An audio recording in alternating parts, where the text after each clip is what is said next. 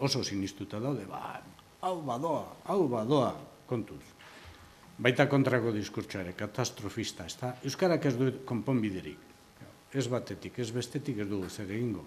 Baina hauek dira gizartean dauden, txertatuta dauden hainbat pieza, ez da? Komunikazio pieza. Horrela jarraitu gintezke, hainbat nik hori egile batzuek egindako ikerketatik jasotako piezak dira, ez nik asmatutakoak, bakan bat bai, baina gehien bat ez.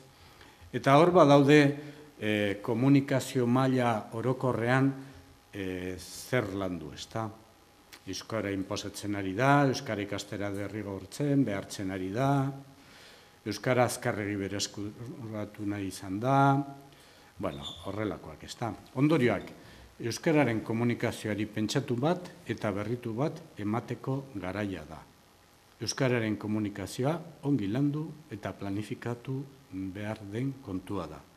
Eta nire aldetik, eskerrak ematea zuen pazientzia batik. Mila esker, Iñaki.